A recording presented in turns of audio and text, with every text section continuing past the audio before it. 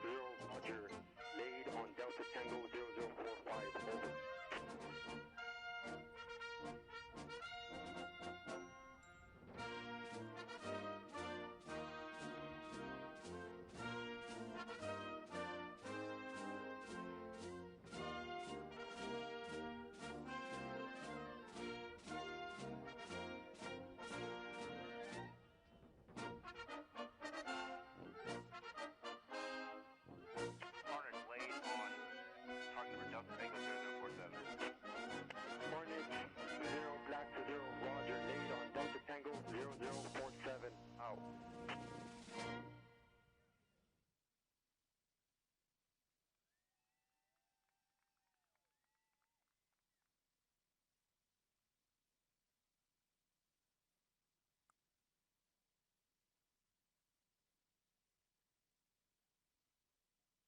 Ladies and gentlemen, direct your attention to the screens as America's Ready Task Force Bragg demonstrates their capabilities for their Commander-in-Chief.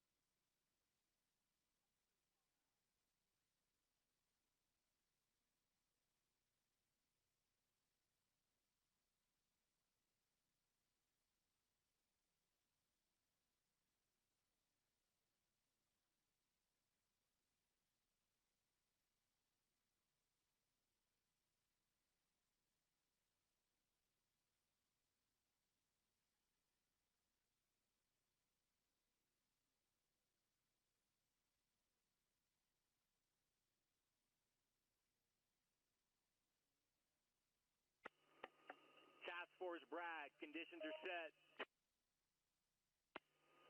Steel 3-9, move the HIMARS from the hide site into the firing position. Over. This is Steel 3-9, acknowledge, break. Gator 40, this is Steel 39. Fire mission, target number Delta Tango 4547, over. This is Gator 40, fire mission.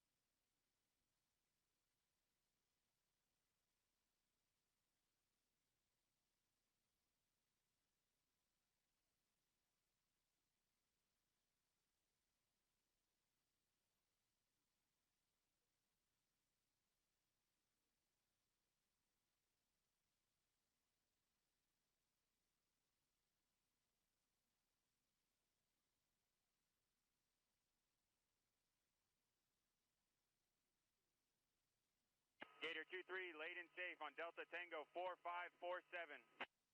Alpha 11, laid in safe on target ID Delta Tango 4547. Copy, launcher Alpha 11 and Gator 23, laid in safe on target ID Delta Tango 4547. Stand by. Dragon 3, this is Steel 39. Fire mission Delta Tango 4547. Standing by. Over. Steel 39, Dragon 3, execute fire mission. Over.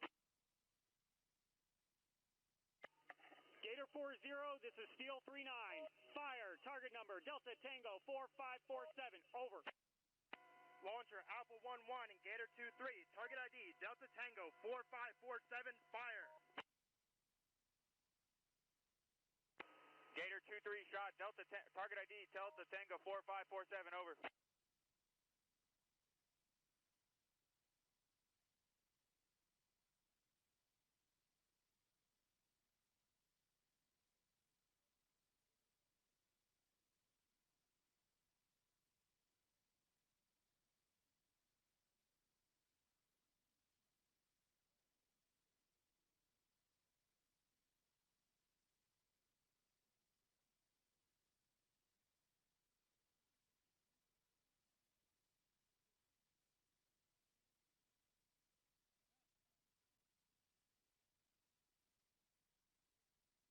Roger, shot, target ID Delta Tango 4547, stow and go.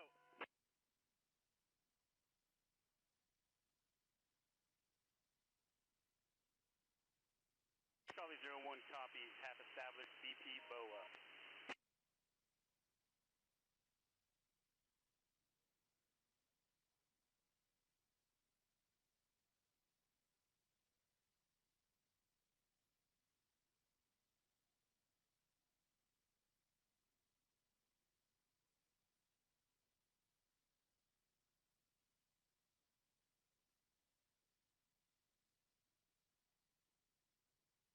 Dragon 3, this is Steel 39. Enemy 88 suppressed. Over.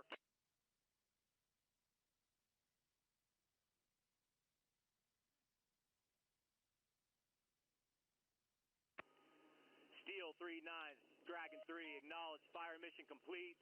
Break. Charlie 03, Dragon 3, execute assault onto the objective. Over. Dragon 3, Charlie 03, Peyote, pushing for seed mission. Over. AD 41, Dagger 99, call in with heading for clearance. AD 41, cleared hot, cleared hot.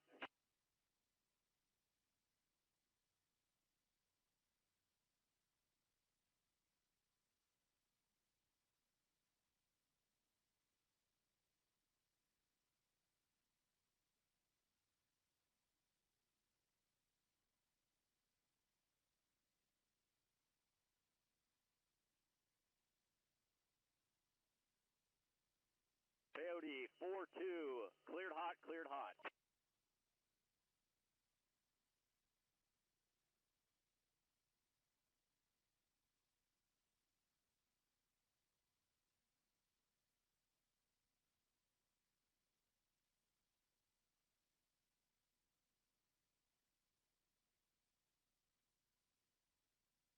Copy, 2 away, 45 seconds.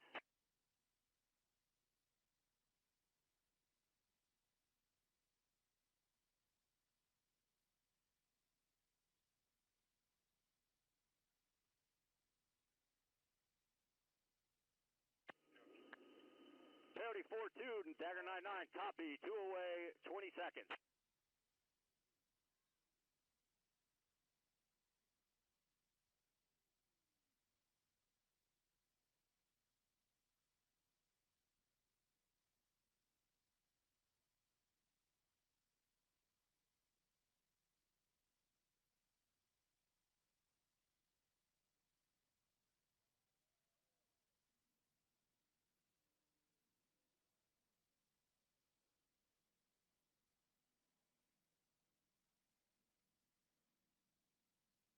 Copy, splash.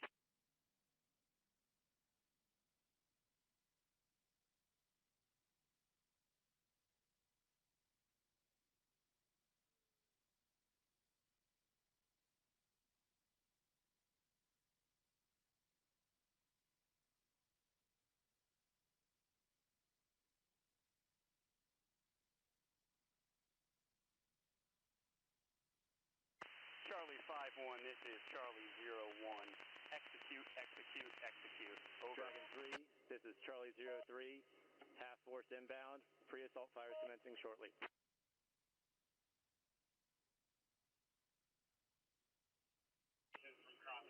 Charlie 03, Dragon 3, acknowledge, Charlie 01, copy. commence pre-assault fires, over. 1506 COT.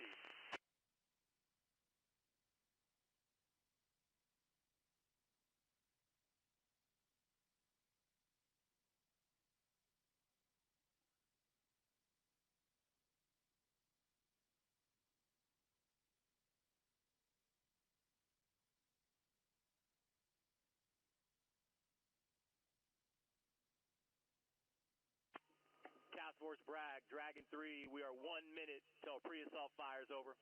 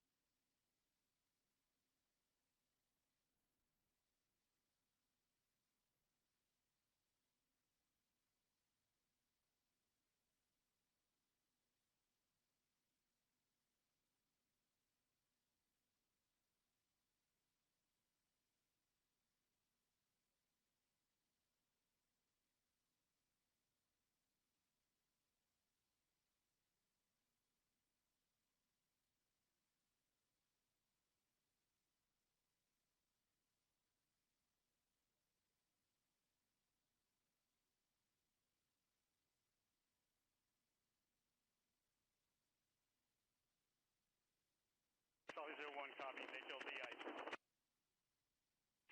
Dragon 3, Charlie 03, pre-assault fires complete, HLZ ice, assault force inbound.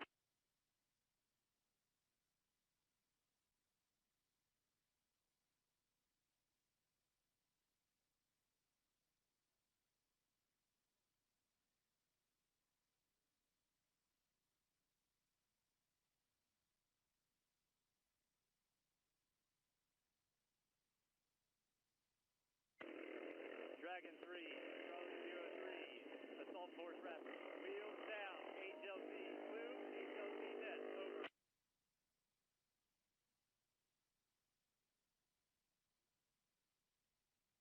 Charlie 01, this is Charlie 02. Go for Charlie 01. Roger, assault force wheels down, time now. Charlie 01, copy. Assault force wheels down.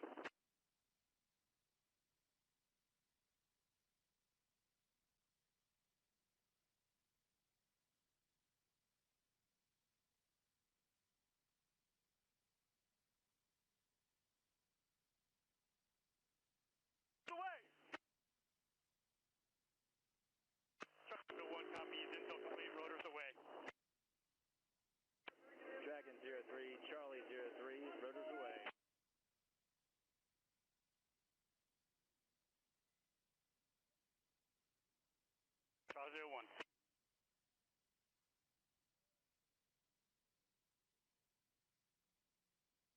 Charlie 01 to Charlie 02. Go for 01. Roger, retreat breach, all target buildings, break. We're troops in contact interior building 101 and 102, how copy? Charlie 01 copies, green breach, all target buildings. Troops in contact, interior 101, 102. Dragon 3, Charlie 03, green breach, building 101, 102, 103, over. Charlie 01 copies all.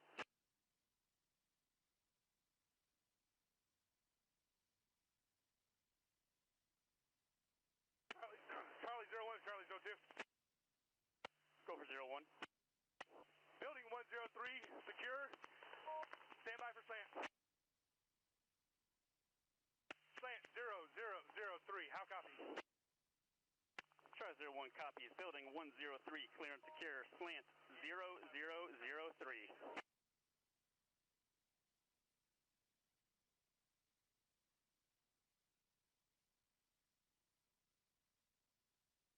Charlie 01 is Charlie 02. Go for 01.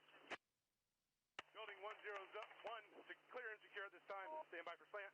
Break. Slant 0003, how copy? Charlie 01 copies. Building 101, clear and secure. Slant 0003.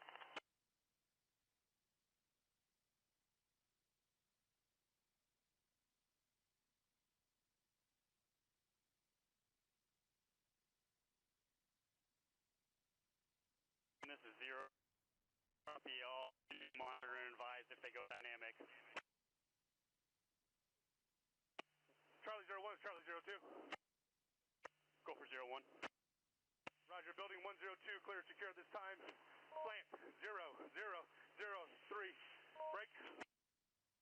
At this time, objective is secure. We're preparing for post-assault activities. How copy? Charlie 01 copies. All target buildings secure. Total slant 0 is 009. Assault force prepping for post-assault activities. Over. Roger, net call, net call. Dragon 3, Pushing one cell exterior, building 101 to the south. Charlie 01 copies. Eagles external 101.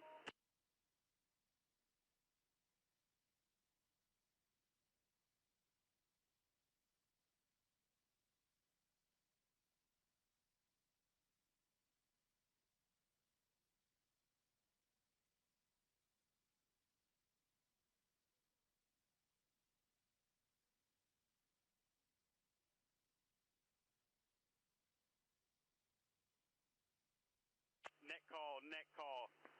Enemy reinforcements approaching 500 meters northeast, pushing gaps to conduct air to ground. Over.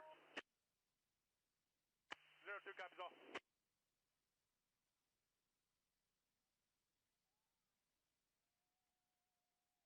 Charlie 01 copies.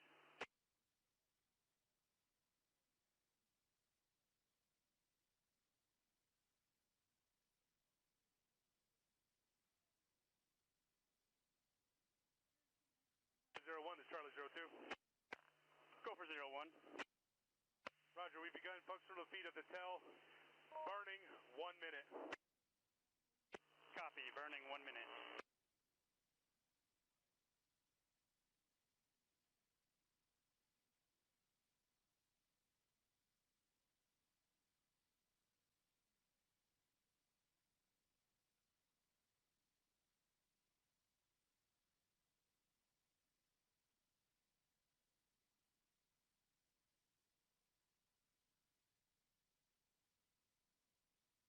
Call, net call, sniper position, moving to building 101, time now. Charlie 01 copies. Charlie 01, Charlie 02. Go for 01. Roger, burning. Scud has been neutralized, preparing assault force for exfil, time now.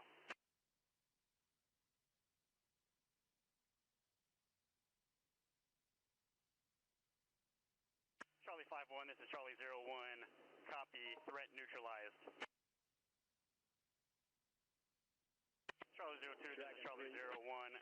copy. Scud has been neutralized, prepping for exfil.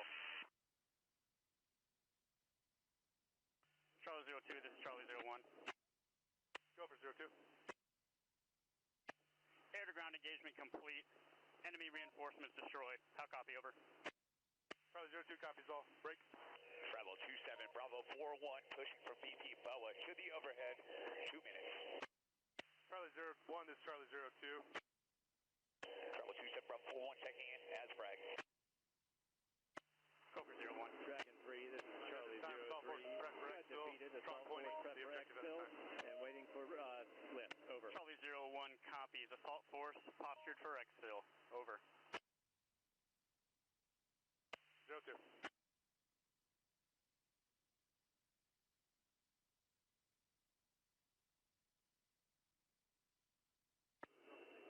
Charlie 03, Dragon 3, acknowledge. Objective secure. Bravo 27, Bravo 41, in south and north right full of the visual friendly counter target. All American 3s, Dragon 3. Execute airborne operation, over. Dragon 3 is All American 3, acknowledge. Break. 47's coming in to land. Q Ferry 3, All American 3, execute airborne assault, over.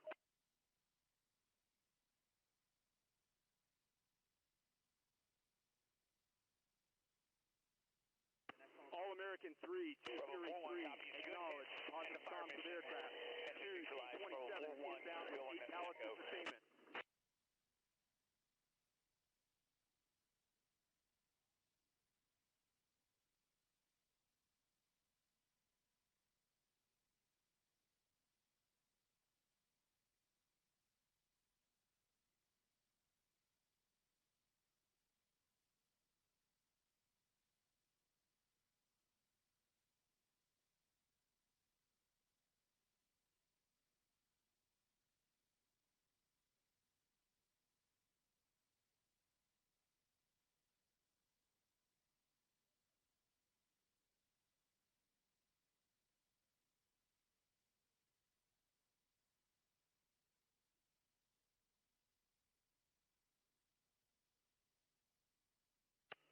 Holland DZ, this is Gecko 01. Need winds and clear to drop. Gecko 01, this is Holland DZSO. Winds 6 knots from the 230. I repeat, 6 knots from the 230. Clear to drop.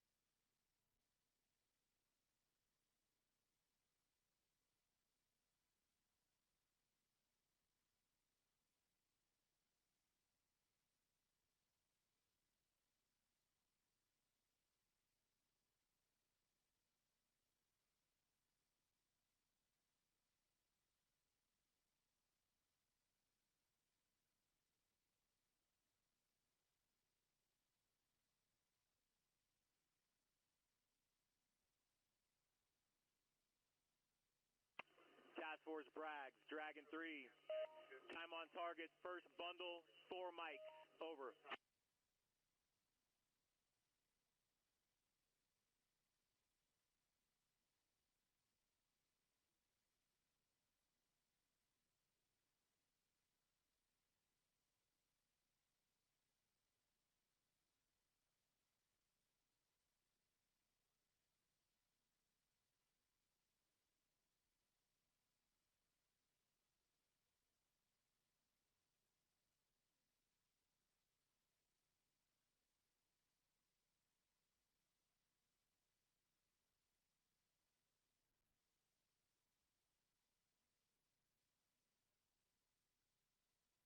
Gecko 01, this is Holland DZSO.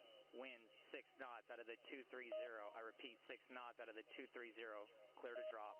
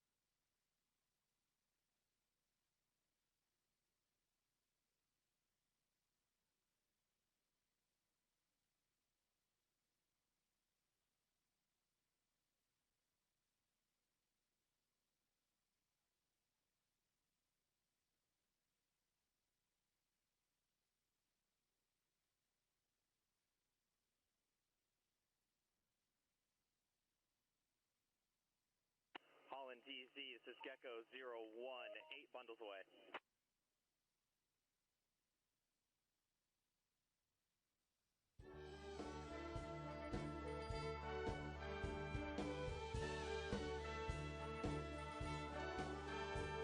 Well, if you ask me where I come from, here's what I tell everyone.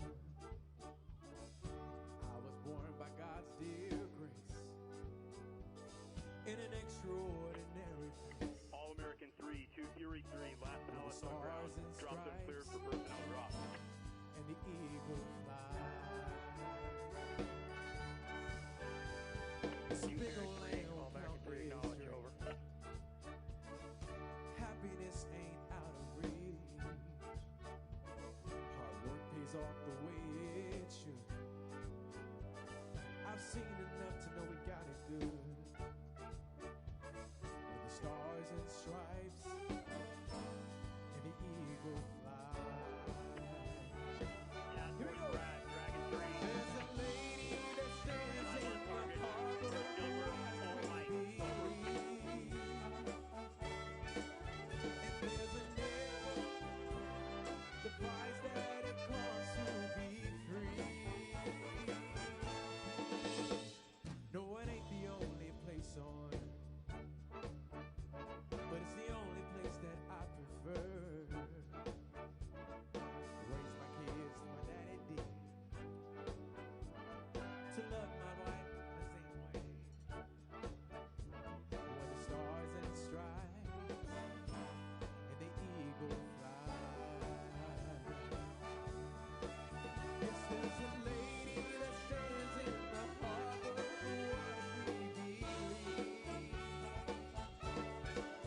And there's a bell that still echoes the price that it costs to be free. I pledge allegiance to this flag. If that bothers you, well, that's too bad. But if you got proud and you're proud to do, we could use some more like me and you. When the stars and stripes and the eagle fly. Stars and stripes and the eagle fly.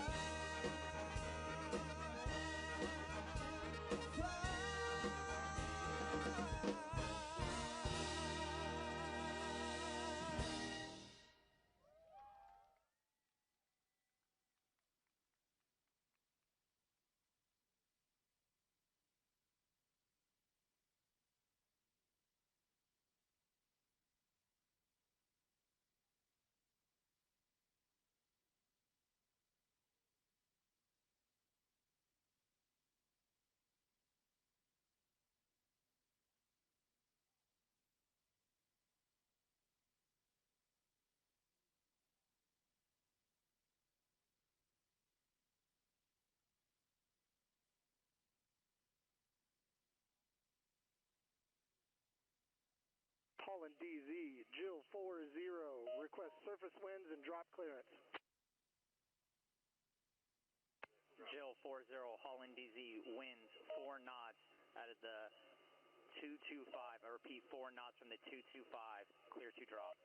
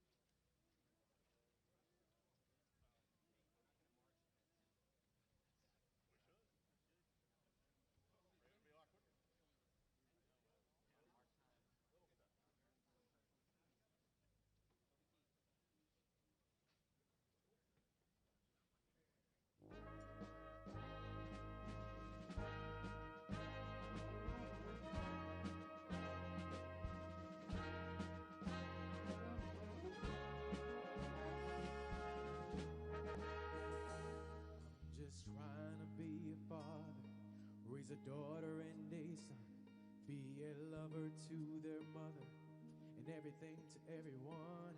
Up and at 'em bright and All-American 3, I'm all 203, business in C-130 my suit. personnel drop Yeah, I'm complete, dressed up C-17, for 1 minute success. out. From my head down to my boots, I don't do it for It's the All-American money. 3 acknowledged, There's C-130 bills drop that I complete, over. can't pay. I don't do it for the glory, I just do it anyway. Providing for our futures, my responsibilities.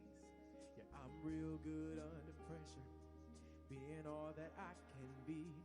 And I can call in sick on Mondays when the weekend's been too strong. I just work straight through the holidays and sometimes all night long. You can bet that I stand ready when the wolf growls at the door. Hey, I'm solid, hey, I'm steady, hey, I'm true down to the core. And I will always do my duty, no matter what the price. I've counted up the cost, I know the sacrifice. Oh, and I don't wanna die for you, but if dying's got to me, I'll bear that cross with honor. Cause freedom don't come free. I'm an American soldier, an American.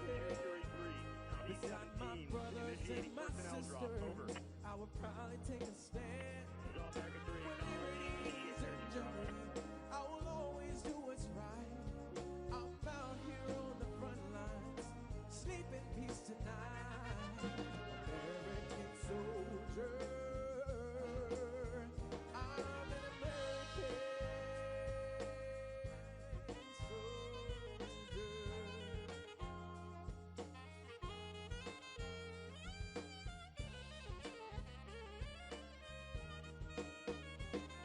An American soldier, an American. Beside my brothers and my sisters, I would probably take a stand. When liberty's in jeopardy, I will always do what's right. I'm out here on the front lines, sleep in peace tonight. American soldier, I'm an American. An American. An American soldier.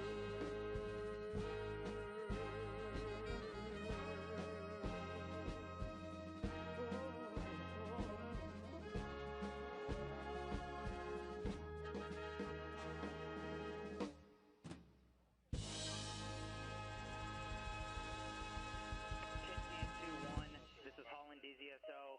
All jumpers on ground. I count 593 on ground.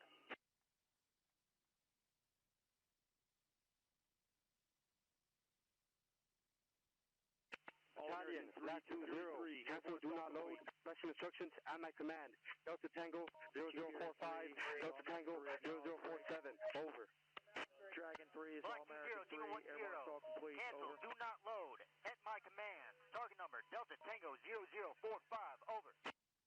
Black 20, Hunter 20, cancel, do not load, special instructions at my command. Target number Delta Tango 0047.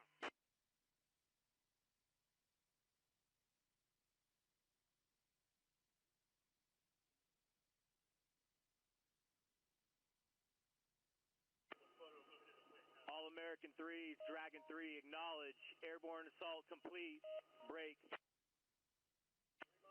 Black Falcon 6, Dragon 3, let me know when conditions are set for fires mission, over. Dragon 3, Black Falcon 6, acknowledge.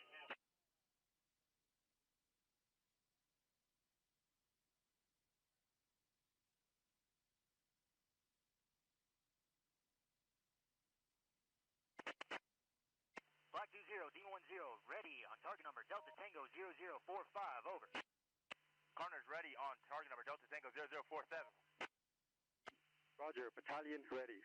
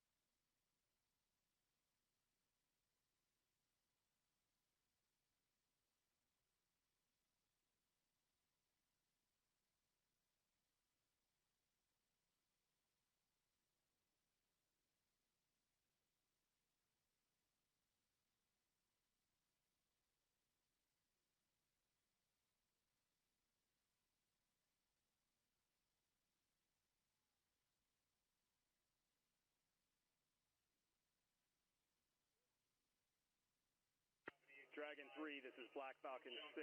Conditions set for fire mission, over.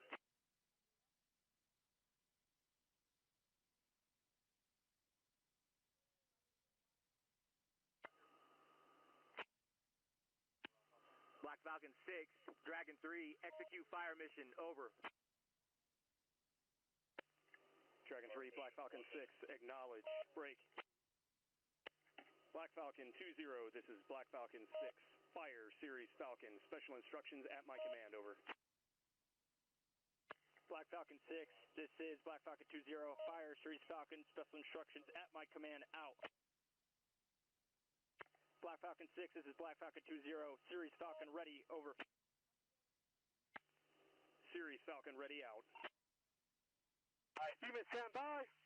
Demon, stand by. Black Falcon 20, this is Black Falcon 6, fire, Series Falcon, over. Demon, fire. Demon, fire. Black Falcon 6, Black Falcon 20, now Shot, Delta Tango 0045, over. Shot, Black Falcon 6. Shot, Delta Tango 0045. Shot out.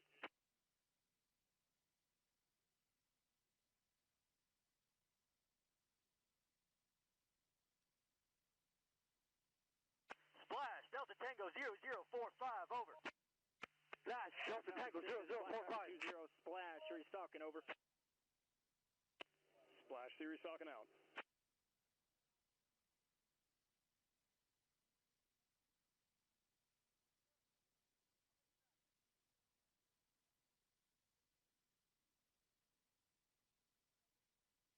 Hornet, stand by. Stand by.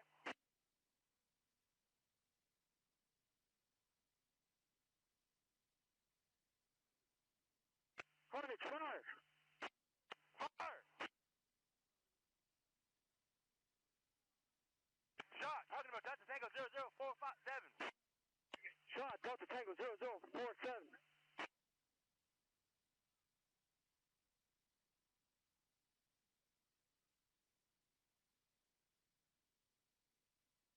Splash, rounds complete on Delta Tango 0045, over. Late splash, talking about Delta Tango 0047. Splash, Delta Tango 0047.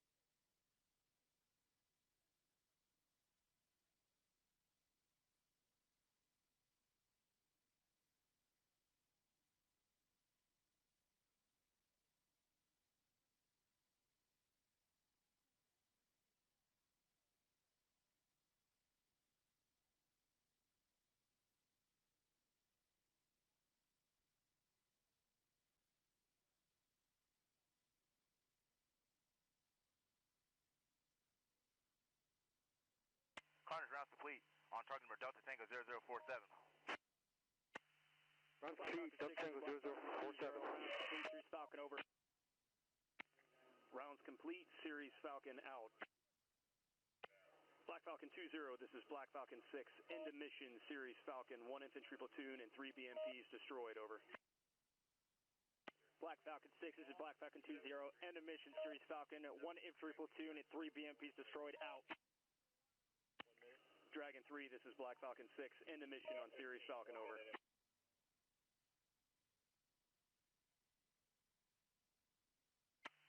Battalion, Jack 20, end of mission, Delta Tango 0045, Delta Tango 0047. Black Falcon 6, acknowledge. Fires Black mission 20, complete. Demon 10, Break. end of mission on target number Delta Tango Charlie 0045, over. Dragon 3, End mission on target number Delta execute, Tango show force 0047, mission, over. Carnage.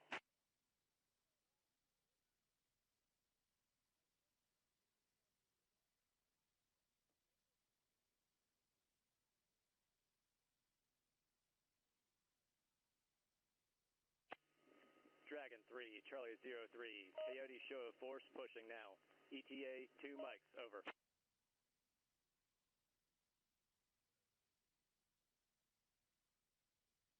Coyote 41, Dagger 99, you are approved. Show of force, 252 degrees, 3 AGL. Copy, call in with heading for clearance.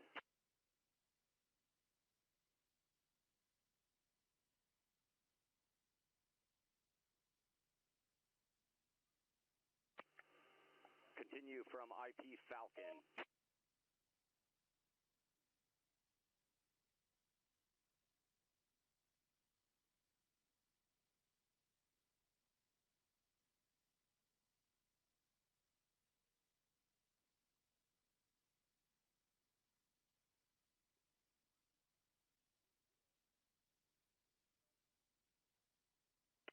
Coyote 41, Dagger 99, copies, 1 mile inbound, continue.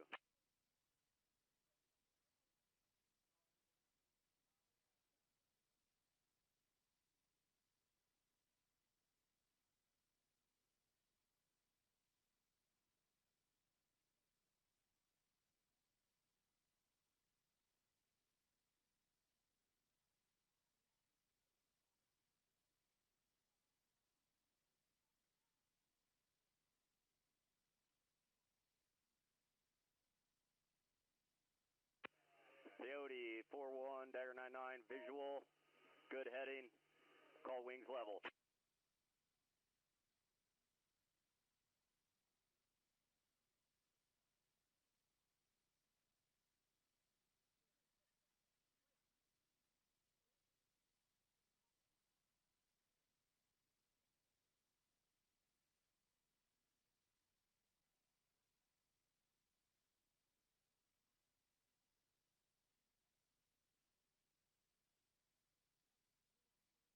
Coyote 41, good show of force. Coyote 42, continue.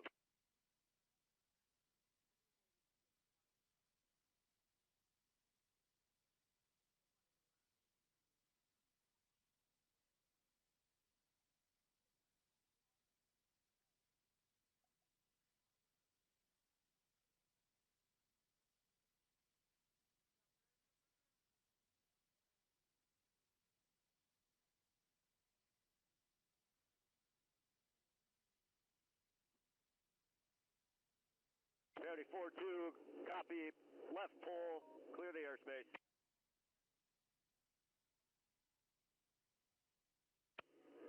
Task Force Bragg, Dragon 3, objective secure, mission complete, move to follow on operations, over.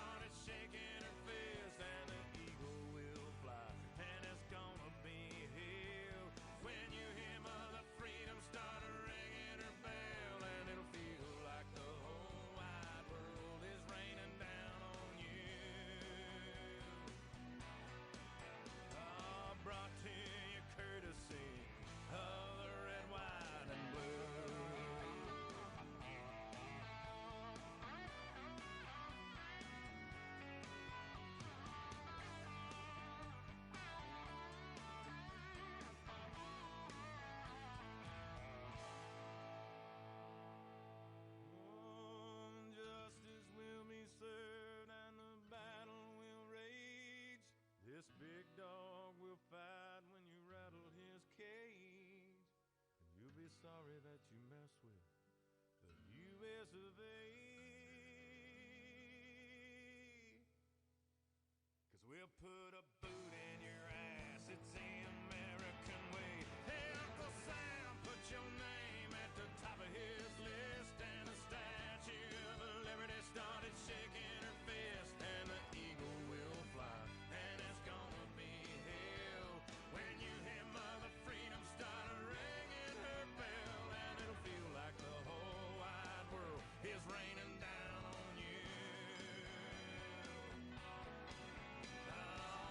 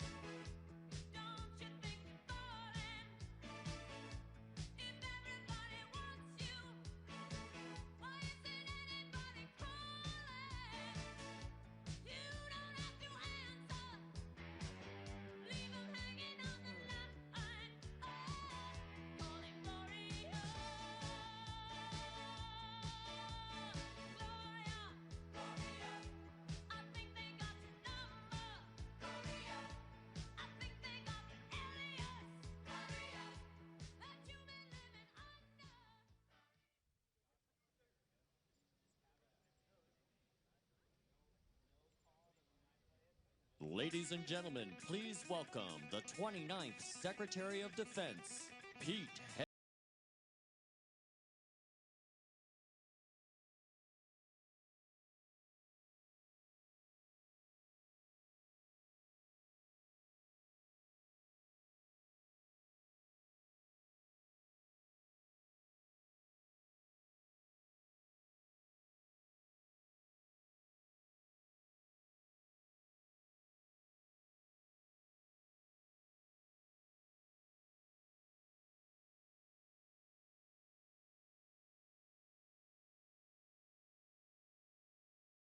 Afternoon, Fort Bragg. It is Fort Bragg, isn't it? Let me tell you what a privilege it was to be just a few miles away from here, watching a sheer demonstration of military power from the All-Americans.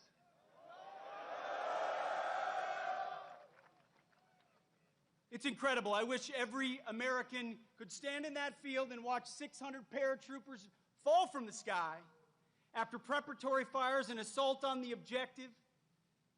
That's sheer American firepower. But you know what I wish Americans could also see? What I get a chance to see every day, what other members of the cabinet get to see every day, which is our Commander-in-Chief, President Donald Trump, putting America first.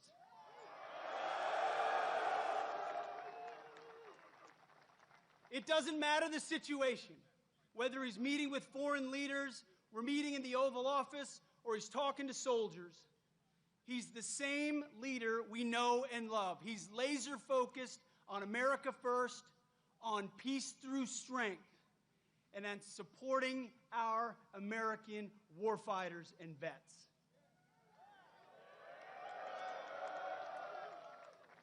You know exactly where his compass is. You know exactly what he believes. And what I tell troops when we travel across the world, and I've had a chance to meet so many of you fine Americans, what I always say, the message from our Commander-in-Chief is, he has your back.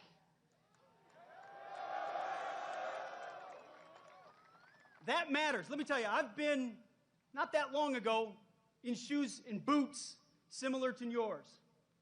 And when I was going on a mission, or I was about to take part in something that was uncertain, involved complications, the fog of war, all I wanted to know was that my company commander, battalion commander, brigade commander, division commander, and my Commander-in-Chief had my back when I had to do difficult things on behalf of the nation, where politicians in air-conditioned offices don't understand, and they want to second-guess. President Donald J. Trump has your back.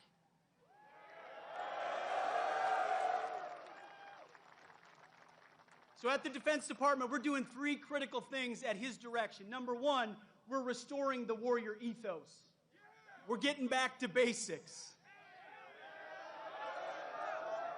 Standards, accountability, readiness, training, warfighting, lethality. We're not a college or a university.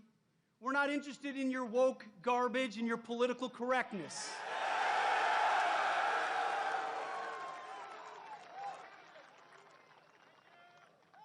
We're warfighters who close with and destroy the enemy on behalf of our nation when we come home to those we love, because we don't fight because we hate what's in front of us. We fight because we love what's behind us. That's what makes the American soldier different. So we're restoring the warrior ethos back to basics. We're also rebuilding our military. We'll have the first $1 trillion budget. You will have the best equipment in your hands to stare down the enemy. From multi-billion-dollar platforms to the best rifles to the best equipment to hypersonics and drones and fighters and jets, ships and carriers. Everything you need, President Trump will make sure you have. We're rebuilding the military after 4 years of deferred maintenance.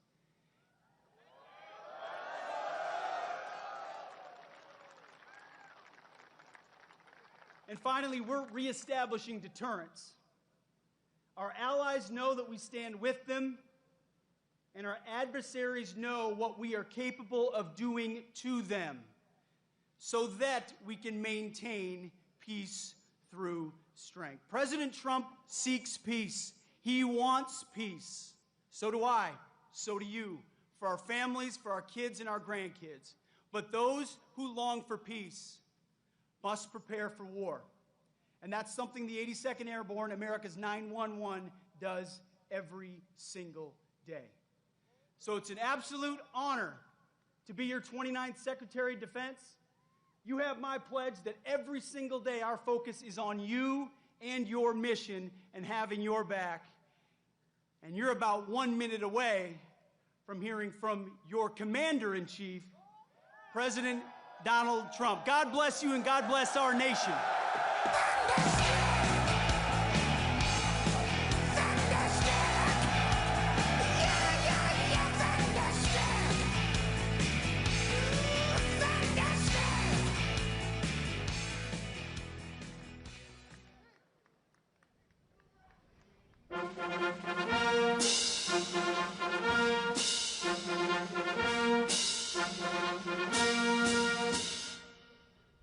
Ladies and gentlemen, please welcome your Commander-in-Chief, the 45th and 47th President of the United States, President Donald J. Trump.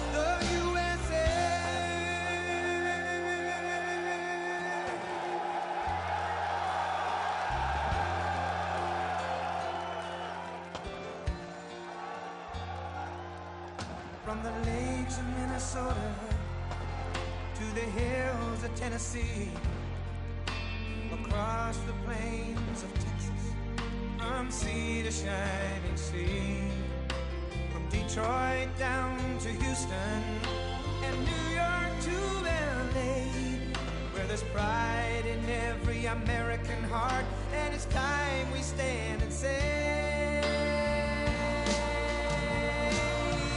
that I'm proud to be an American, where at least I know I'm free. And I won't forget the men who died, who gave that right to me. And I gladly stand up next to you and defend her still today. 'Cause there ain't no doubt I love this land.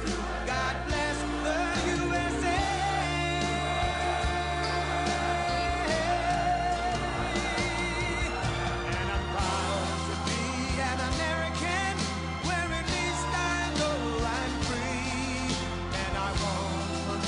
The men who died, who gave that right to me, and I gladly stand up next to you and defend her still today.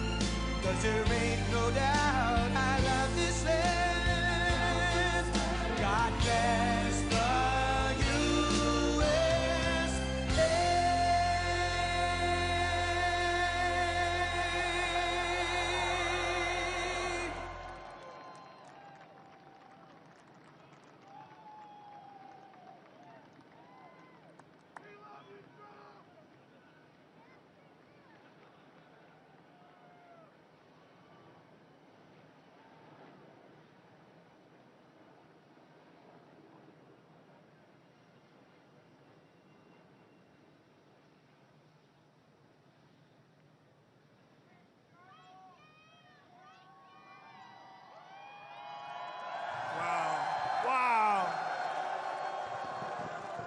Wow,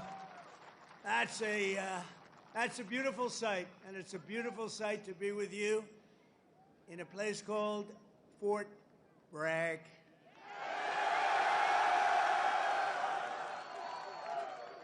Can you believe they changed that name in the last administration for a little bit? But we'll forget all about that. Well, we're going to forget all about it. I want to just say God bless the U.S. Army and God bless the USA. Great place, great group. I want to thank so many incredible soldiers and paratroopers, pilots, warriors for that awesome display of pure, unrivaled American military might. I just saw something that was crazy. You don't want to mess. I've been saying a long time, we have the best. Nobody even comes close, but they just gave me a display that you might be lucky not to see it because it's a little scary. It was beautiful to watch. Let's hear it for the Army Special Operations and Command and the 82nd Airborne Division and the 18th Airborne Corps. What a show it was and what a show it continues to be. And Saturday is going to be a big day in Washington, D.C. You know, a lot of people said, we don't want to do that. I say, yeah, we do. We want to show off a little bit. You know, recently, other countries celebrated the victory of World War I. France was celebrating, really. They were all celebrating. The only one that doesn't celebrate is the USA, and we're the ones that won the war. Without us, you'd all be speaking German right now. Maybe a little Japanese thrown in. But we won the war. And we don't celebrate, but we're going to celebrate on Saturday, and we're going to celebrate from now on. We're going to celebrate our greatness and our achievements. This week we honor 250 years of valor and glory and triumph by the greatest fighting force ever to walk the face of the earth, the United States Army. For 2.5 centuries, our soldiers have marched into the raging fires of battle and obliterated America's enemies. There's never been anything like it. There's never been a force like this. And I rebuilt it. I gave you so much money for 4 years. It was crazy. And we just approved our largest budget for military operations, over $1 trillion. We've never even come close. But our army has smashed foreign empires, humbled kings, toppled tyrants, and hunted terrorist savages through the very gates of hell.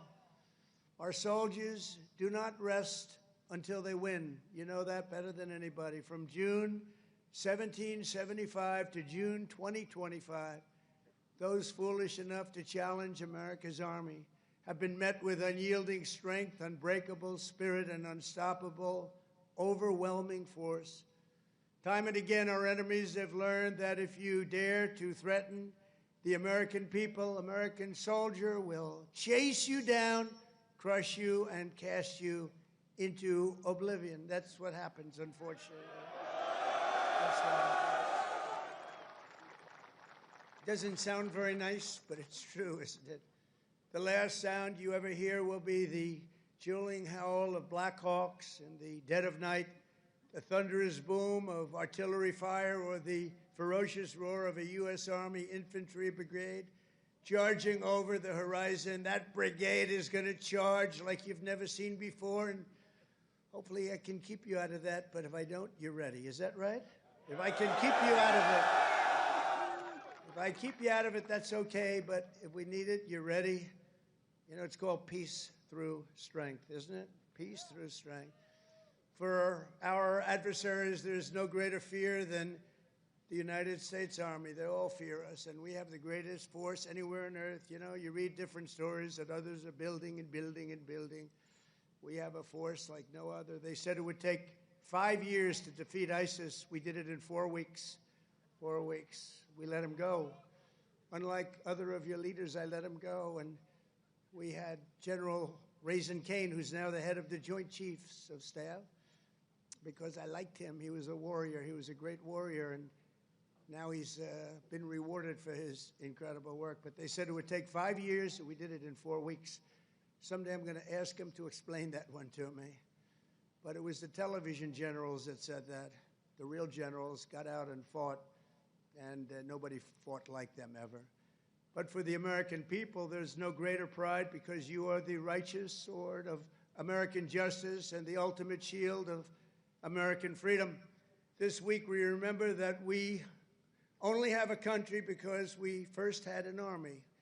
The army was first. In fact, the army was even before the country. You know that, right? 1 year before the country. After 250 years, we still proudly declare that we are free because you are strong. You are so strong. We're safe because you are brave, and America's flag will never fall because America's army will never, ever fail. Never going to fail. Every branch of the armed forces has played a critical role in protecting our nation, but no one has done more fighting, bleeding, and winning than the U.S. Army. Nobody's done that. The Army has earned more combat medals and more battle ribbons than any other service, and 70% of all of the medals of honor. We give away medals of honor all the time at the White House to incredibly brave people, but you have 70% of them. Army soldiers, and especially our Army paratroopers, truly go all the way. You know that expression, all the way. It's one of your beautiful expressions. As President of the United States, let me express my undying gratitude to our nation for every soldier here today, for every veteran and their families, those incredible families that are with us and all across America, and for every patriot who has worn the uniform over 250 years. Can you imagine that? We thank you from the absolute bottom of our hearts. Few places loom larger in Army lore than where we are gathered today. The one and only Fort Bragg. The one and only Fort Bragg.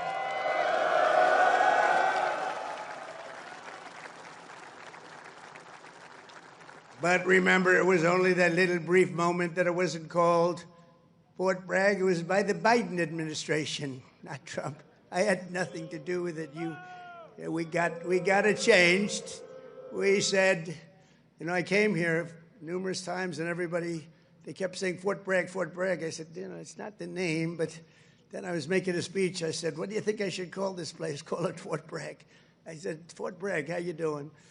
We won a lot of battles from this place, and that's the way it is. It wasn't even close. When Pete and some of the generals came to see me, I said, not even close, not even close. This is the home of the Green Berets, the Sky Dragons, and the all-American 82nd Airborne. We know what 82nd Airborne Division.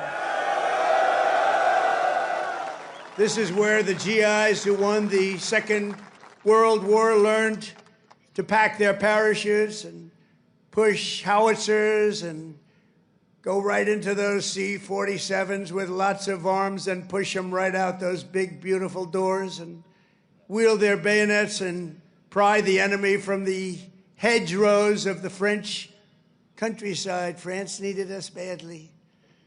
We were there. A lot of people needed us badly. They still do, maybe worse than ever.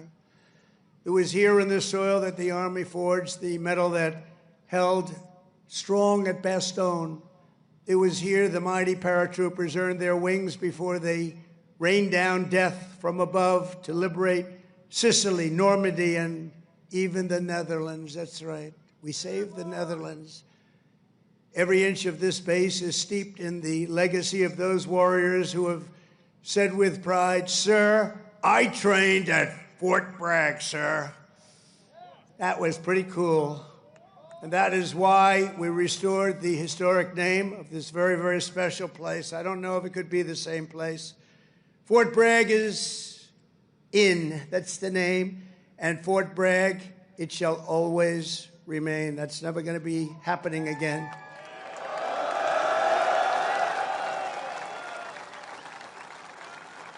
And for a little news for the fake news back there, the fake news. Ladies and gentlemen, look at them. Look at them all. Oh, what I have to put up with.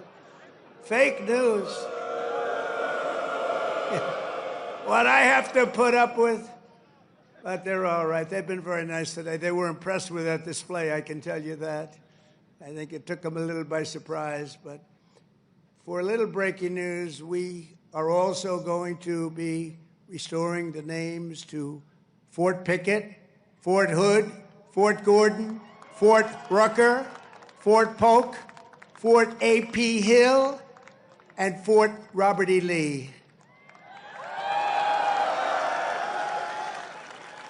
We won a lot of battles out of those forts. It's no time to change. And I'm superstitious. You know, I like to keep it going, right?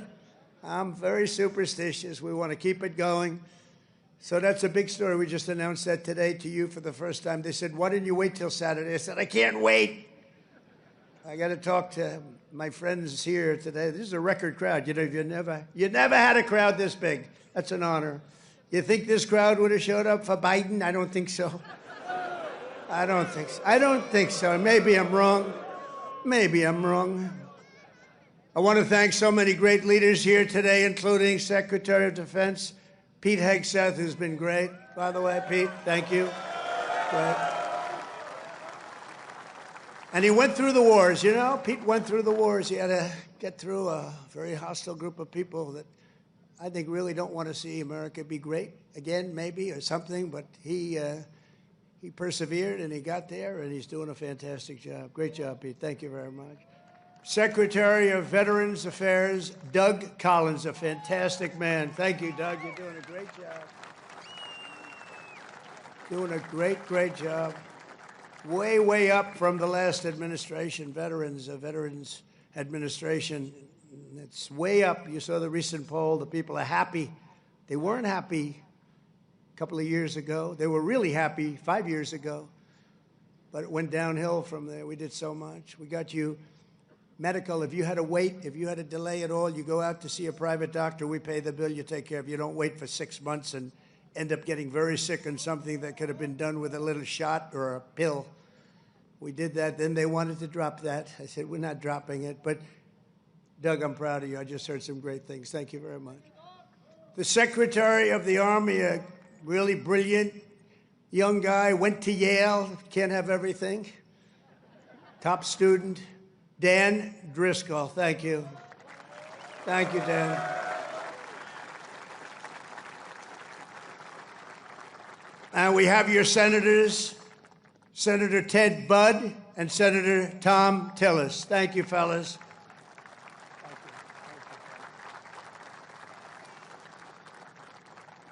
Congressman Richard Hudson, Pat Harrigan. Where's Pat? Pat? Good, Pat. You're doing great. You guys are amazing. And we have the big brass, General Andrew Pappas. General, thank you. Thank you, General. Doing a great job. General John Bragg. John, thank you. Great job. Thank you for today, John. General Greg Anderson. Thank you. Thank you, Greg. Thank you. Sergeant Major of the Army, Michael Weimer. And before going further, I want to say a few words about the situation in Los Angeles, California. Have you heard of the place?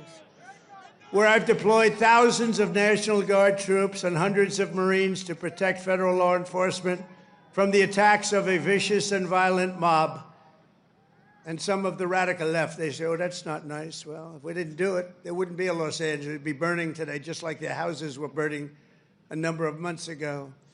Generations of Army heroes did not shed their blood on distant shores only to watch our country be destroyed by invasion and third world lawlessness here at home, like is happening in California. As Commander-in-Chief, I will not let that happen. It's never going to happen. What you're witnessing in California is a full-blown assault on peace, on public order, and on national sovereignty carried out by rioters bearing foreign flags with the aim of continuing a foreign invasion of our country. We're not going to let that happen. Remember, millions of people were allowed to come into our country totally unchecked and unvetted by stupid people or radical left people or sick people. But regardless, open border policy, the dumbest policy yet. I would say even dumber than men playing in women's sports, transgender for everyone. Even dumber than that. They're hurling bricks and cinder blocks at law enforcement. Did you see they're breaking up the sidewalks and the curbs, breaking it up with big, strong hammers? These guys are professionals. These are not amateurs. They're breaking it up because they took the bricks away from them. They came in with bricks, red bricks, that they could throw at our military and at the police in L.A., who are very good, but they weren't aggressive like our soldiers. Our soldiers really were aggressive, but they all worked together. But they came in with bricks, they were taken away, and they had hammers. Oh, wow, how did that happen? And they're pounding the sidewalk. I said, what the hell is he doing? And he's breaking it up and making it into concrete bombs in a way, and they're dropping them on our military. They're throwing them at our military. Pretty good arms they had, too. Hits guys right in the face, big chunk of concrete, worse than a brick. They're taking them up to the bridges, and they're dropping them in the cars that are going by. These are animals. But they proudly carry the flags of other countries, but they don't carry the American flag. They only burn it. Did you see a lot of the flags being burned? They weren't being burned by people from our country or from people that love our country. People that burn the American flag should go to jail for 1 year. That's what they should be doing. 1 year. And we'll see if we can get that done. We're going to try and get that done. We're working with some of your senators. I know Senator Josh Hawley is very much involved. And I know the two senators from here. I think you guys, are you guys in favor of it? Boy, would this be a bad time for them to say no. I got you. I got those 2 votes.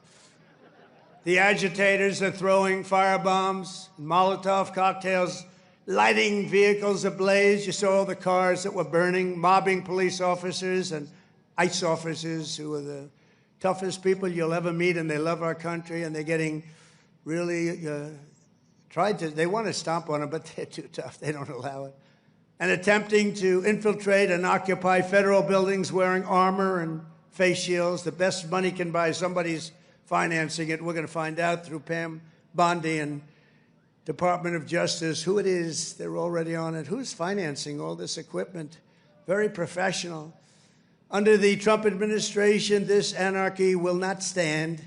We will not allow federal agents to be attacked, and we will not allow an American city to be invaded and conquered by a foreign enemy, and that's what they are. A lot of those people were let in here by the Biden administration. They just poured right in. They came from prisons, they came from jails from all over the world. They came from mental institutions. They were the leaders of gangs. They were drug lords allowed to come into our country. Their countries threw them out.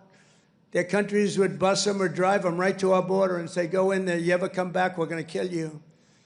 And we got them, and we're getting them out of here. I want to applaud the courage and the strength of the incredible troops who are right now standing guard to protect federal property and personnel and uphold the supremacy of federal law. That's what they're doing. They're protecting our ICE agents. They're protecting the police in Los Angeles. The head of the police in Los Angeles, a good man, I hear a good man, but he was actually saying we really did need this help. It had gotten away from them. It had long gotten away. And we gave it to them. Not only are these service members defending the honest citizens of California, they're also defending our republic itself. And they are heroes. They're in there, they're heroes. They're fighting for us. They're stopping an invasion just like you'd stop an invasion. The big difference is most of the time when you stop an invasion, they're wearing a uniform. In many ways, it's tougher when they're not wearing a uniform because you don't know exactly who they are. In Los Angeles, the governor of California, the mayor of Los Angeles, they're incompetent. And they paid troublemakers, agitators, and insurrectionists. They're engaged in this willful attempt to nullify federal law and aid the occupation of the city by criminal invaders. That's what it is. They're invaders, no different. Their position is that the rioting will not stop unless ICE withdraws from Los Angeles and ceases the enforcement of federal immigration law. In other words, they came in here illegally. Many of them came out of prisons and jails, the most heinous people. They came from all over the world. They came from the Congo in Africa. They came from Asia. They came from the prisons of these places. They were put into the United States and allowed to stay here because we had a grossly, grossly unfit president who listened to whoever was operating the auto pen. And they allowed these people to stay. And by the way, I've known this guy for a long time. He was never the sharpest bulb. But you know what he was? He wasn't a radical left lunatic. He never dreamt about open borders. He never said that when he was of sound mind, which actually was a very long time ago. So sad what they've done to our country. I will say that without question, however, you're seeing the financial numbers. We've now got the hottest country anywhere in the world. And 6 months ago, it was the coldest country. We're being laughed at all over the world. I was in Saudi Arabia, Qatar, UAE. We brought back $5.1 trillion into our country. And all three leaders, they're great leaders, all three said, you know, you are presiding over the hottest country anywhere in the world. And they said the exact same thing. They said 6 months ago, it was the coldest country. I'll tell you, it changed on a date. You know what November 5th was? It was the election of a president that loves you. And that's when it all changed. That's when it all changed. Within the span of a few decades, Los Angeles has gone from being one of the cleanest, safest, and most beautiful cities on earth to being a trash heap with entire neighborhoods under the control of transnational gangs and criminal networks. It's horrible what's happened so quickly. As the entire world can now see, uncontrolled migration leads to chaos, dysfunction, and disorder. And you know what? They have it in Europe, too. It's happening in many of the countries of Europe. They don't like it when I say it, but I'll say it loudly and clearly. They better do something before it's too late. Very simply, we will liberate Los Angeles and make it free, clean, and safe again. It's happening very quickly. The one big, beautiful bill, you've heard about it. We call it the one big, I was on one of the television shows, I think Deface the Nation. Ladies and gentlemen, Deface the Nation. It's actually called Face the Nation for those of you that are smart enough not to know, because you're better off not knowing.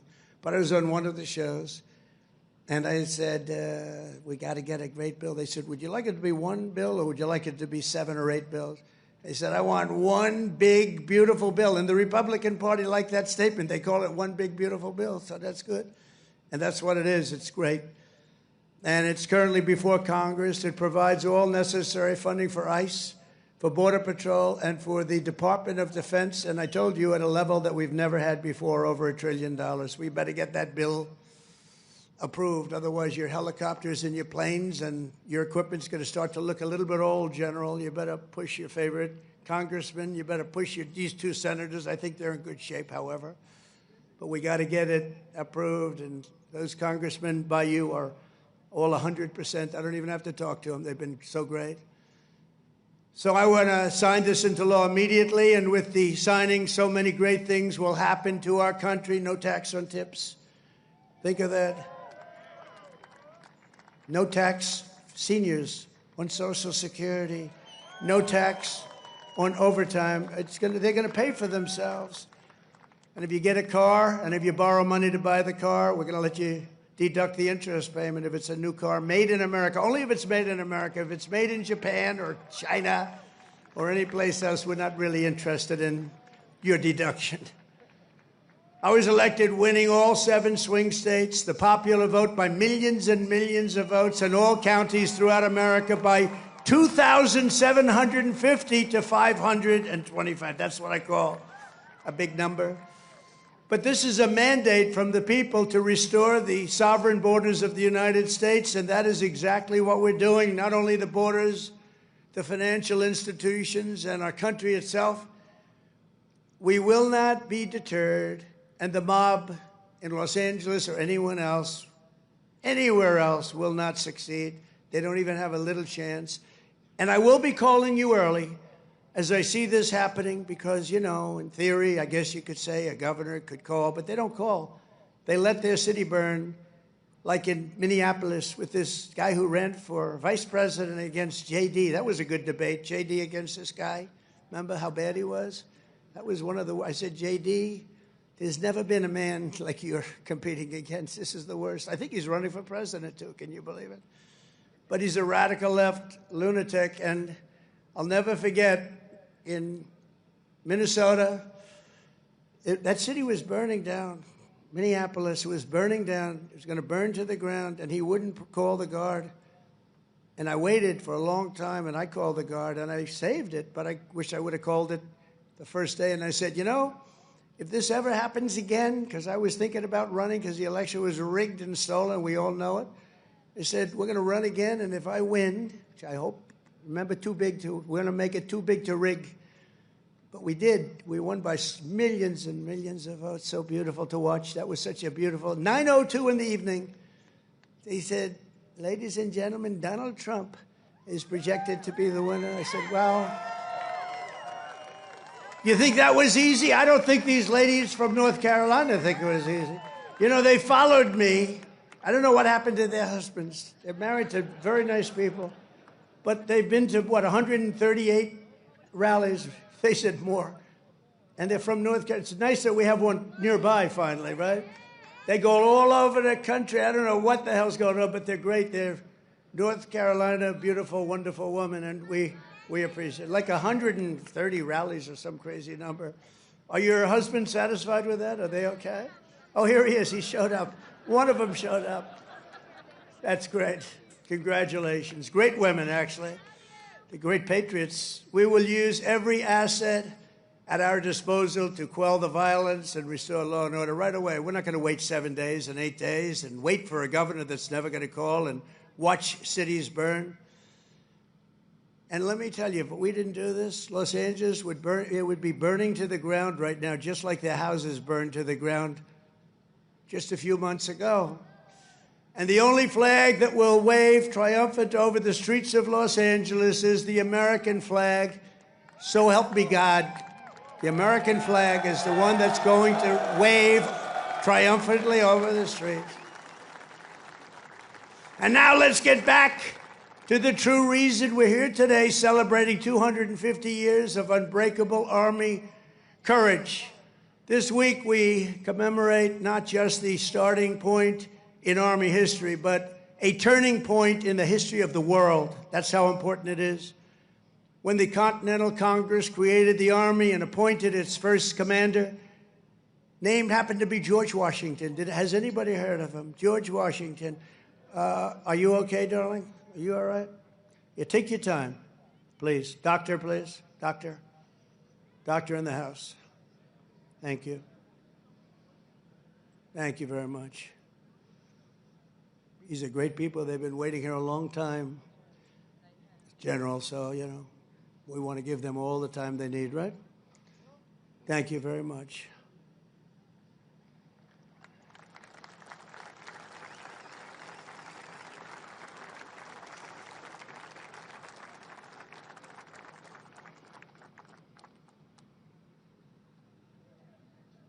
Greatest people in the world. They are amazing. Amazing.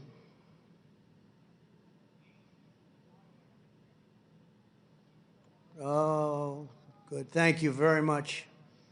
Thank you.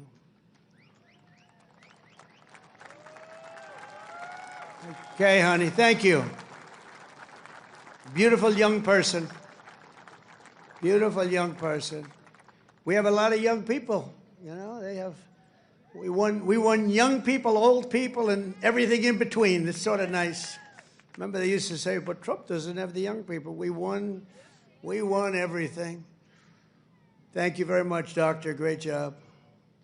When the Continental Congress created the Army and appointed its first commander, General George Washington, they sent the fierce spirit of a free nation into battle under a rallying cry that echoes to this day.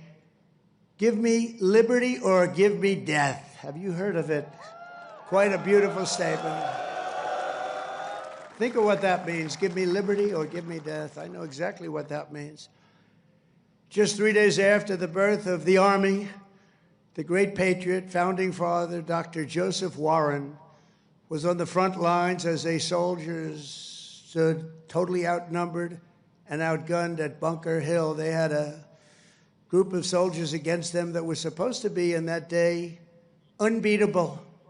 Warren's mother had begged him, son, please don't do it. She said, please, please don't do it. Don't risk your life for even the patriot cause, please. And he replied, wherever danger is, dear mother, there your son will be. I will either set my country free or shed my last drop of blood to make us so. So beautiful. So the words are so beautiful. At Bunker Hill, Warren kept his vow, fighting and fighting and fighting and loving his country until he fell, drenched in blood, and gave his life at the very young age of 34. Exactly 250 years later, we are joined by Dr. Warren's great-great-great-great-great-grandson, and it's 7 generations down, and now an Iraq war veteran, retired Army specialist, Scott Warren, is here with his daughter, Sergeant E5 Carrington Sanders of Fort Irwin. I want to just, where are you? Where would you be in this big crowd? Thank you very much. What an honor. What an honor. You look great, too, by the way. You really look great. Thank you very much. What a great family. But you carry in your veins the love and devotion of a martyr for American liberty. Please stand. Just put that hand up once more for the people, because they want. Thank you very much. You're looking good. Looking good. Good genes. Good genetics. Thank you both. Thank you very much. The life of a soldier is not just a job, it's a calling and a sacred tradition passed down from father to son, brother to sister, and one generation to the next. At every hour of danger, our noblest citizens have answered that call, kissed their loved ones goodbye, and run to the sound of guns. You run to the sound of guns, you're riding right into them, you're going to win. When the British tried to reconquer our young nation in 1812, 1,000 Americans at Fort McHenry fought off a British invasion fleet, 5,000 strong. They say it was unstoppable. Lieutenant Francis Scott Key, you all heard the name, watched from Baltimore Harbor as the Army kept Old Glory flying high. Many people died. Deeply inspired, he wrote a poem in tribute to Army courage and American pride, known today as the Star-Spangled Banner, or our national anthem. Great.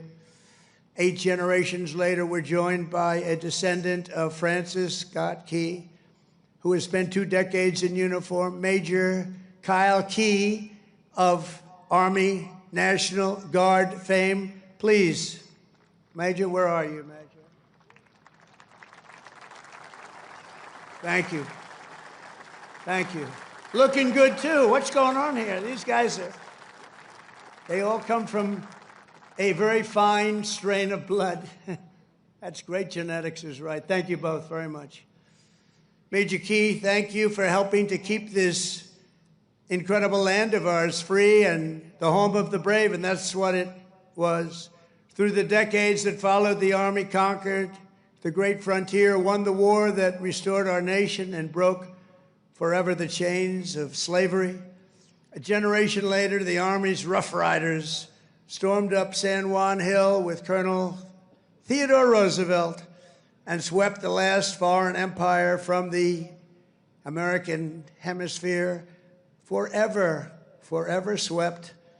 In World War I, our doughboys fought bravely in the Valley of the Marne and in the Argonne.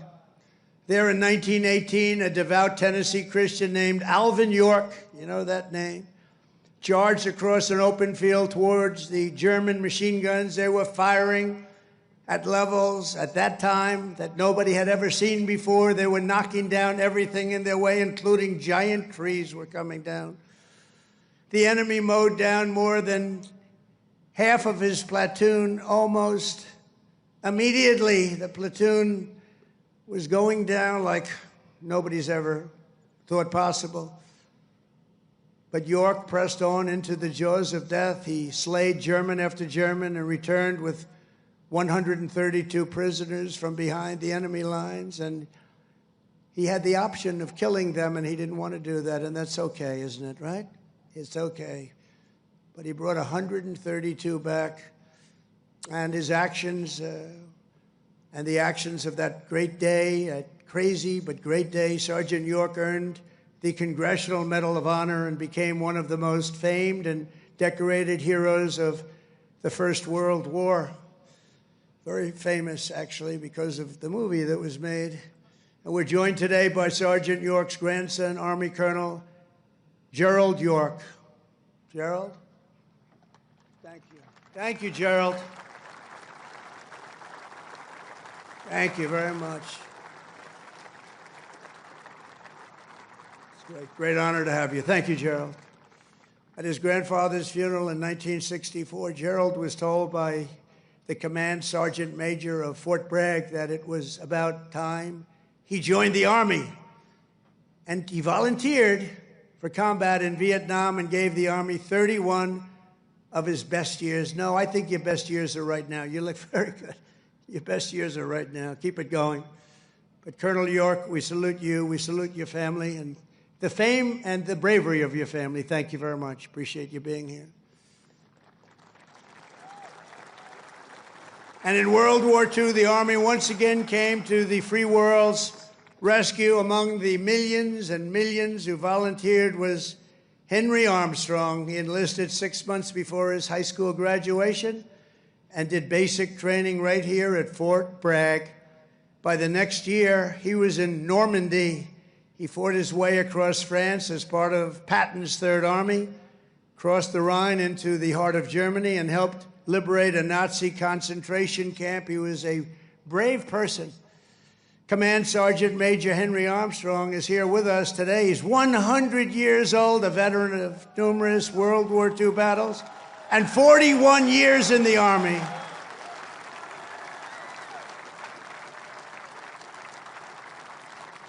Thank you. Wow. These are great, amazing people. Thank you very much. Great. Thank you very much. He's joined by his grandson, Army Major Dennis Armstrong. Dennis, I assume that's you, right? Thank you, Dennis. And Dennis's wife, Captain Shelley Armstrong. They love the military, and they love our country. Thank you very much. Shelley, thank you very much. Appreciate it. And their son, Tanner. Where's Tanner? Let me see. Oh, he looks good, too. They all look good. Tanner might look the best, actually. Thank you very much. Who's an active duty staff sergeant in the 82nd Airborne right here in Fort Bragg. He could right now run for office, I think. He's very popular. In Korea, our warriors held the front line in the battle against communism and liberated millions and millions into the light of freedom. To Vietnam, we sent some of the toughest men who ever wore Army boots and olive drab. One of them was Joe Marm of Pennsylvania. He was 23 years old when his platoon was ordered to rescue soldiers surrounded by the enemy in the Battle of Ia Drang. Lieutenant Marm charged into heavy fire, killing 4 enemy soldiers in the brush before sprinting across 40 yards of open field. His teammates could not believe he was doing it, actually, they said. He then tossed a grenade that killed 8 Viet Cong gunners, plunged into the trenches, and killed still more before being shot in the jaw, badly in the jaw. He successfully cleared the way for his men to save their stranded comrades, and frankly, for his men to save their own lives. He was unbelievable. For his exceptional bravery, Lieutenant Marm received the Congressional Medal of Honor and retired as an Army colonel after 30 years of service. Colonel Marm is here today with his two sons, Will and Walter, both Army Rangers. What a great family legacy. Please stand up.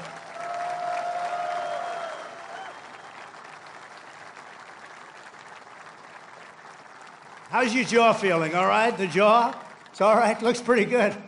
I wish mine looked that good. It's very good. Thank you very much. Great family. Appreciate it. Real heroes. In the modern era, our soldiers have charged into the darkest caves and ventured into the most God-forsaken places to vanquish the forces of radical Islamic terror from the face of the earth.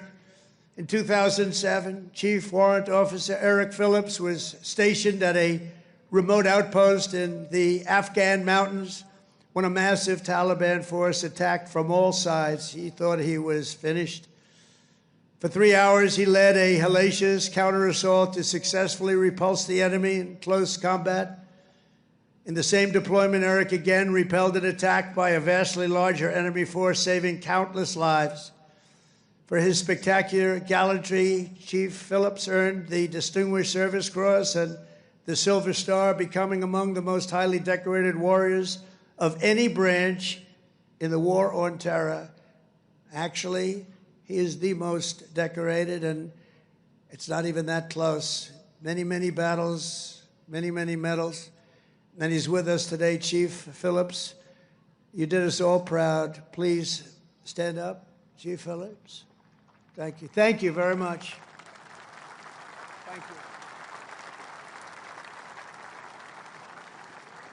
You are Army strong. Thank you very much, Chief. From the American Revolution until today, the story of the Army is the tale of an unbroken chain of American patriots who gave all they had for this country. It is the saga of epic men like Washington and Jackson, Grant and Custer, Pershing and Eisenhower, Patton and MacArthur, Wild Bill Donovan, and the great General William Yarborough, father of the Green Berets. You know that, the Green Berets? You know that? William Yarborough. It's the story of fabled units like the Old Guard, the Iron Brigade, the Big Red One, the Buffalo Soldiers, the Harlem Hellfighters, the Tuskegee Airmen, the Screaming Eagles, and George Patton's Hell on Wheels. They called it Hell on Wheels. When he was after you, it was not good. The weapons of war have changed with every generation, but the unflinching loyalty of the American soldier has always remained the same. The Army has always stayed true to its motto, "This we'll defend." You know that. This we'll defend. Army warriors who have laid down their lives for America rest by the thousands in the sacred soil of Arlington and Gettysburg, Anzio and Manila, and to far-off places known only to God. We owe everything to them. Today we renew our devotion to the cause of liberty for which they so selflessly lived and fought and so bravely died. There could be no greater tribute to their memory than to prepare the Army to dominate America's enemies for the next 250 years and more than that. That's why under the Trump administration, we're focused on restoring the spirit of the U.S. Armed Forces. No soldier ever volunteered for the Army to be lectured about transgender diversity or inclusion. You don't want to hear that. Transgender for everybody. We don't do that. America's patriots joined the Army to kick down doors, storm beaches, kill terrorists, and win America's wars. That's what we want. And that's what you want.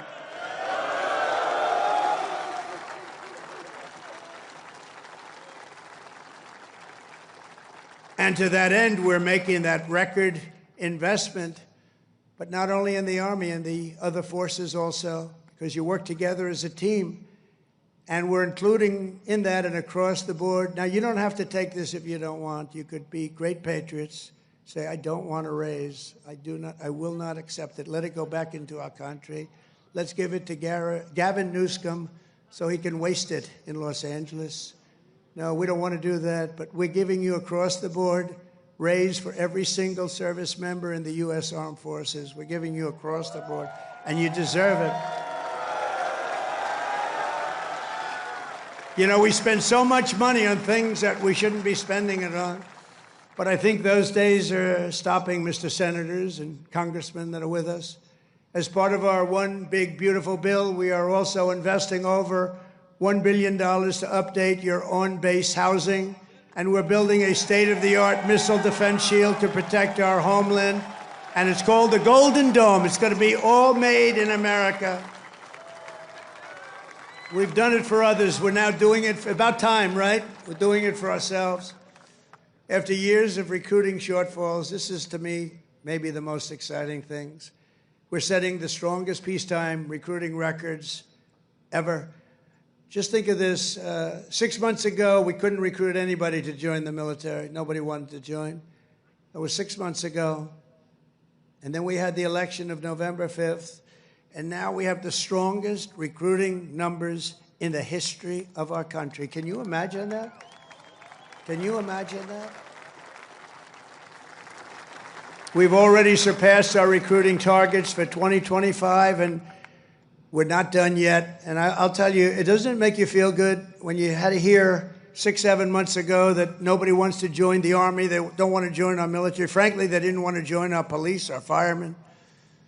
They lost confidence, they lost faith in our country. And just a short number of months later, we're setting all-time records. In fact, your job might be in jeopardy. Somebody else may come in and take it. That was bad. We'll get you out of here. You have to be good. We're getting the best people that you've ever seen. We're getting people that I don't think we've ever seen anything like it. Great people are coming in. Doesn't it make you feel good, though? You have something and you're doing something and other people want to join you. Isn't that a great feeling? And wasn't it a lousy feeling just a short time ago when they announced, you know, you're a soldier and you're proud of your country and you're proud of the Army in your case, and you're reading stories about nobody wants to come in and join the military, right? Isn't that lousy? Even the ladies from North Carolina were not happy with that. But then we had a great election. It was amazing. Too big to rig. We had a great election, and all of a sudden, the people are pouring in, and we have incredible people like Pete and the others that are here, Dan. I think they made a big difference. I really do. So thank you very much. All of you guys, I think you've really made a big difference. The Army will soon be stronger, bigger, and better than ever before. And every new soldier that joins our ranks will kindle the same fighting spirit exemplified by the likes of Sergeant Major Jim Schmidt, who's no longer with us. At 15 years old, after lying about his age, because he wanted to get in so badly, Jim trained at Fort Bragg to fight in World War II. When Jim's middle school wrote to ask if he would attend his 8th grade graduation, he wrote back, "That will be impossible, as I'm rather busy now. I'm in the hinterlands hunting down Germans," and I have to say this, and Italians. I know there are a couple of Germans and Italians here. As a paratrooper, he made the famous drops at Sicily and Salerno while still a young boy, too young to be in. The Army kicked him out. They found out about it. They kicked him out. They discovered he was way underage. They said, "Jim, you got to get out of here. You're a hell of a soldier, but you got to get out." But that didn't stop Jim. He enlisted in the Navy. But the moment he turned 18, he came right back and he joined the 82nd Airborne. How about that? He went on to fight at the Chosin Reservoir in Korea, rough place. Saw combat in Vietnam and ended his career right back at Fort Bragg, having earned 2 Silver Stars, 3 Bronze Stars, and 2 Purple Hearts.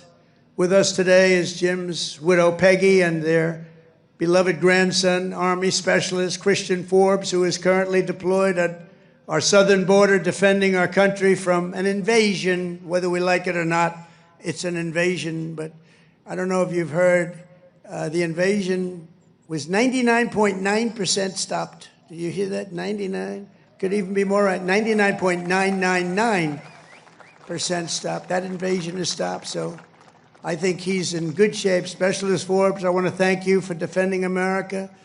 And you've obviously done a good job because that invasion has been stopped, and we appreciate you being here. Thank you, wherever you may be. Thank you very much. Thank you very much. Great. We stopped that sucker, didn't we, huh?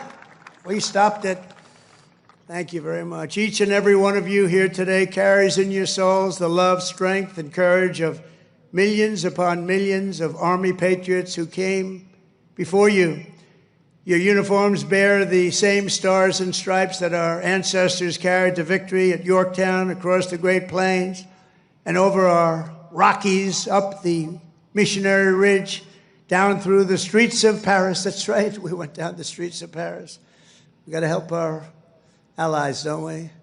Across the sands of North Africa and onto the shores of Omaha Beach, into the blood-soaked hills of Korea.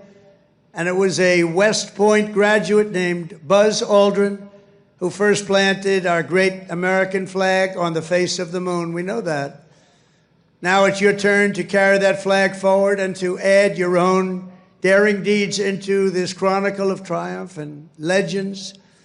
Now it's your duty to shield the flame of freedom that was first lit 250 years ago by the heroes of Concord Bridge and Bunker Hill. Standing before you today, I am more confident than ever that in the days ahead and every generation to come, the U.S. Army will heap glory upon glory upon glory upon us all. You will protect every inch of U.S. soil, and you will defend America to the ends of the earth. Wherever danger is, there the U.S. Army will be. Another beautiful phrase. Whatever peril comes our way, whatever menace threatens our people, you will stand strong, you will be proud, you will charge hard, and you will keep that flame lit, that beautiful, beautiful flame. You're going to keep it lit. You will hold the flag high, and you will do something that's become quite a famous little phrase also, but you're a hell of a lot braver than me. You will fight, fight, fight, and you will win, win, win. Thank you. God bless you. God bless our soldiers, and God bless the U.S. Army. Thank you very much. Thank you, everybody.